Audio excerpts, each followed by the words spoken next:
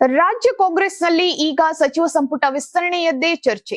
ಮುಖ್ಯಮಂತ್ರಿ ಡಿಕೆ ಶಿವಕುಮಾರ್ ಅವರ ಸಂಪುಟ ಸರ್ಜರಿ ಅಂತಿಮ ಹಂತವನ್ನ ತಲುಪಿದ್ದು, ಮಂತ್ರಿಗಿರಿಯನ್ನ ಗಿಟ್ಟಿಸಿಕೊಳ್ಳೋಕೆ ಶಾಸಕರು ಲಾಬಿಯನ್ನ ತೀವ್ರಗೊಳಿಸಿದ್ದಾರೆ.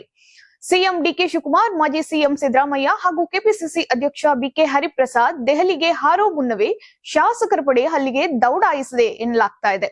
ಹಾಗಾದ್ರೆ ಹೈಕಮಾಂಡ್ ಮಟ್ಟದಲ್ಲಿ ಏನೇನ್ ನಡೀತಿದೆ, ಯಾರೆಲ್ಲ ದೆಹಲಿ ಅಖಾಡದಲ್ಲಿದ್ದಾರೆ ಅಂತ ನೋಡೋಣ ಬನ್ನಿ. ಹೌದು, ನಾಯಕರು ದೆಹಲಿಗೆ ತೆರಳುವ ಮುನ್ನವೇ ಹಿರಿಯ ಶಾಸಕರು ಮತ್ತೆ ಮಾಜಿ ಸಚಿವರು ಈಗಾಗಲೇ ದೆಹಲಿಯಲ್ಲಿ ಲಾಬಿಯನ್ನ ಶುರು ಮಾಡಿದ್ದಾರೆ.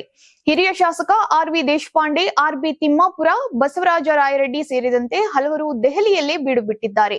ಎಐಸಿಸಿ ಅಧ್ಯಕ್ಷ ಮಲ್ಲಿಕಾರ್ಜುನ್ ಖರ್ಗೆ ಹಾಗೂ ಕೆಸಿ ವೇಣುಗೋಪಾಲ್ ಅವರನ್ನ ಭೇಟಿ ಮಾಡಿ ಮಂತ್ರಿ ಸ್ಥಾನಕ್ಕಾಗಿ ಕಸರತ್ತನ್ನ ನಡೆಸ್ತಾ ಇದ್ದಾರೆ.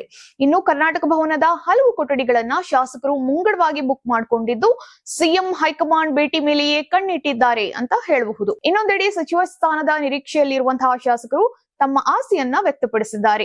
ಇನ್ನು ಇದರ ಜೊತೆಗೆ ರಾಹುಲ್ ಗಾಂಧಿ ಹಾಗೂ ಸಿದ್ದರಾಮಯ್ಯ ಅವರು ನನಗೆ ಸಚಿವ ಸ್ಥಾನದ ಭರವಸೆಯನ್ನ ಕೊಟ್ಟಿದ್ದಾರೆ, ಯುವಕರಿಗೆ ಆದ್ಯತೆ ನೀಡುವುದಾಗಿ ರಾಹುಲ್ ಗಾಂಧಿ ಹೇಳಿರೋದ್ರಿಂದ ಈ ಬಾರಿ ನನಗೆ ಚಾನ್ಸ್ ಸಿಗುವಂತಹ ನಂಬಿಕೆ ಇದೆ ಅಂತ ಜೇವರ್ಗಿ ಶಾಸಕ ಡಾಕ್ಟರ್ ಅಜಯ್ ಸಿಂಗ್ ಹೇಳ್ಕೊಂಡಿದ್ದಾರೆ. ಇತ್ತ ಸಾಗರ ಶಾಸಕ ಬೇಳೂರು ಗೋಪಾಲಕೃಷ್ಣ ಕೂಡ ಸಚಿವ ಸ್ಥಾನ ಕೇಳುವುದು ಸಹಜ, ಜಾತಿ ಮತ್ತೆ ಜಿಲ್ಲಾವಾರು ಪ್ರಾತಿನಿಧ್ಯ ನೋಡಿ ವರಿಷ್ಠರು ತೀರ್ಮಾನಿಸುತ್ತಾರೆ ಎಂದಿದ್ದಾರೆ. ಆದ್ರೆ ಇಬ್ಬರು ನಾವು ಎಐಸಿಸಿ ಅಧ್ಯಕ್ಷರ ಹುಟ್ಟು ಹಬ್ಬಕ್ಕೆ ಶುಭ ಕೋರಲು ದೆಹಲಿಗೆ ಹೋಗುತ್ತಿದ್ದೇವೆ ಅಂತ ಲಘುವಾಗಿ ಪ್ರತಿಕ್ರಿಯಿಸಿದ್ರು. ಎಐಸಿಸಿ ಅಧ್ಯಕ್ಷರ ಹುಟ್ಟು ಹಬ್ಬದ ನೆಪದಲ್ಲೇ ಶಾಸಕರು ದೆಹಲಿಗೆ ಕ್ಯೂ ನಿಂತಿದ್ದು, ಹೈಕಮಾಂಡ್ ಯಾರಿಗೆ ಸಚಿವ ಪಟ್ಟ ಕಟ್ಟುತ್ತೆ ಅನ್ನೋದನ್ನ ಕಾದ್ ನೋಡ್ಬೇಕಾಗಿದೆ.